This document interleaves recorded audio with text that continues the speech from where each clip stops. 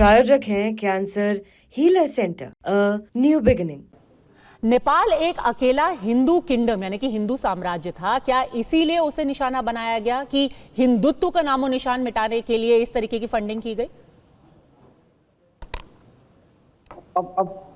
अब उसके लिए है क्यों है कि अब गरीब देश है, यहाँ के नेता बिक जाएंगे, खरीद सकते हैं बोल के है कि अब क्या है वो लोग खुद जाने। पर विश्व का एकमात्र हिंदू राष्ट्र था और हिंदुओं का 1 अरब 50 करोड़ हिंदुओं का केंद्र बिंदु था नेपाल। उसको समाप्त करने के लिए विदेशी शक्ति लगी रही थी बहुत सालों से, ये हम लोग को पता है।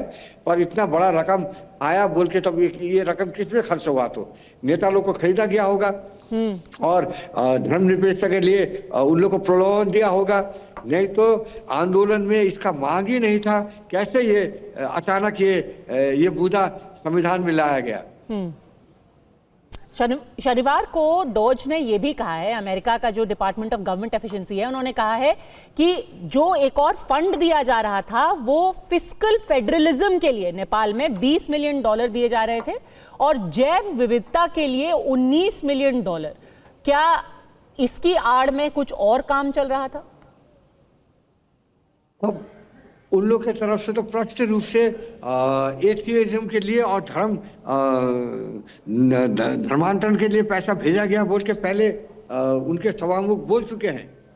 अब ये जो फंड है फेडरल बजट में फिस्कल हेल्प के लिए और बायोडाइवर्सिटी के लिए, इसके विषय में मुझे नहीं पता। हो भी सकता है बायोडाइवर्सिटी के लिए, हो सकता है फिस्कल समृद्धि के लिए भी हो सकता है।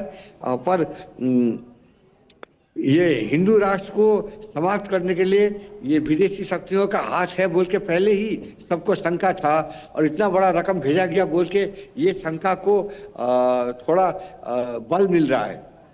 बेहद जरूरी बात आप कह रहे हैं कि एक हिंदू राष्ट्र को निशाना बनाया गया ताकि हिंदुत्व के ऊपर एक तरीके से आघात किया जा सके।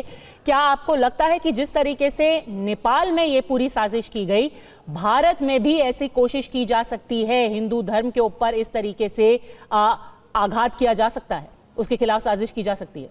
अब भारत तो बहुत बड़ा देश है, देखिए अपने में भी शक्तिशाली देश है और आर्थिक रूप से भी समृद्ध है और ये सोचना मुश्किल होगा। पर धीरे धीरे भारत के अंदर भी इन लोग का प्रयास जब भी जाहिर रहता है, लगातार रहता है और वो टाइम टाइम में दिखता भी है। पर अभी भारत हिंदुत्व के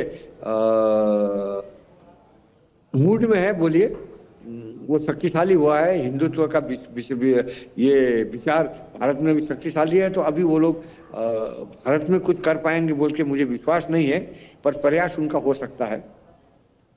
बहुत बड़ी बात आपने कही है सर, आपका बहुत बहुत धन्यवाद राणा जी।